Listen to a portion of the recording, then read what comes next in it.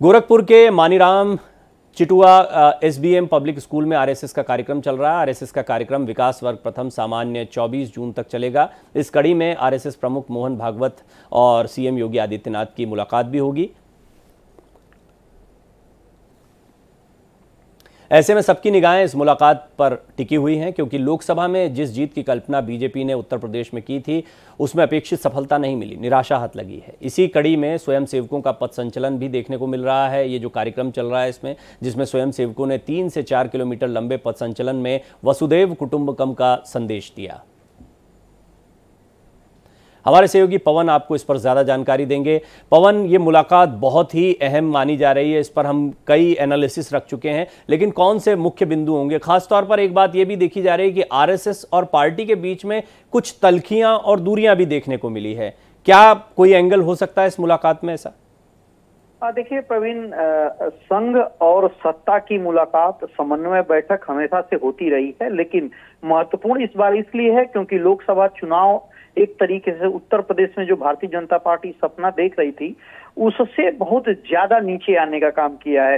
मसलन 33 सीटें जीत करके जो पार्टी 65 to 70 की ख्वाब देख रही थी वो सीधे उसके आधे से कम पे आने का काम किया। लिहाजा चिंतन का माहौल है भारतीय जनता पार्टी में, और उस समय ये चिंतन और ज्यादा बढ़ जाता है जब संघ एक तरीके से खुल करके सामने आकर के सत्ता और विपक्ष और तमाम सारी बातें, चाहे वो संघ प्रमुख की आप बातों को ले लीजिए या संघ के दूसरे जो पदाधिकारी हैं हृदय उनकी बातों को ले लीजिए, तो तमाम ऐसी बातें हैं जो खुल करके सामने आ गई हैं। और उस समय जब संघ प्रमुख गोरखपुर में हो, मुख्यमंत्री योगी आदित्यनाथ गोरखपुर में हो और तकरीबन 6 बजे का वक्त बताया जा रहा है कि एक स्थानीय निरीक्षण करने के बाद योगी आदित्यनाथ मोहन भागवत जी से मिलने जाएंगे। वहां पे चाय पे एक तरीके से चर्चा होगी। वहां पे समय मंदिर के तरफ से फोन जा चुका है, जो वहां पे एक तरीके से सीएम ऑफिस है, वहां से टाइम ले लिया गया है मोहन भागवत जी से मिलने का। तो निश्चित तौर पे तमाम सारी चर्चाएं पवन, देखिए आप पवन उत्तर प्रदेश की सियासत को बड़े करीबी तौर पर जानते हैं, आपसे भी कई लोग बात करते होंगे, और हमने देखा कि उत्तर प्रदेश के जो चुनावी नतीजे आए वो अपेक्षित सफलता भारतीय जनता पार्टी के लिए लेकर नहीं आए। इसके बाद में बहुत कयास लगने लगे कि क्या उत्तर प्रदेश में कोई बदलाव होगा, और संघ और बीजेपी के बीच में भी जो दूरियों की बातें थी वो भी परवान चढ़ी। इस बीच में आप इसको कैसे देखते हैं कि योगी आदित्यनाथ की अपनी स्थिति उत्तर प्रदेश में फिलहाल क्या है, और उस लिहाज से, उस नजरिए से इस मुलाकात के क्या मायने?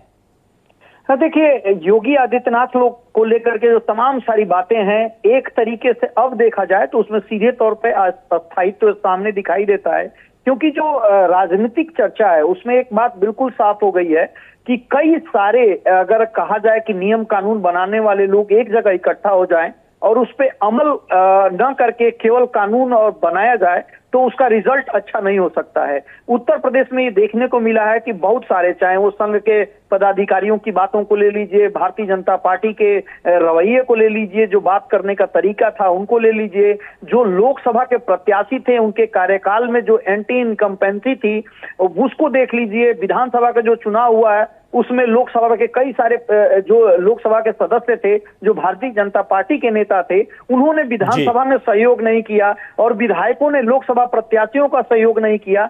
कई सारे ऐसे समीकरण हैं जिसका एक तरीके से किसी एक के ऊपर उत्तर प्रदेश पे आप जिम्मेदारी नहीं दे सकते हैं।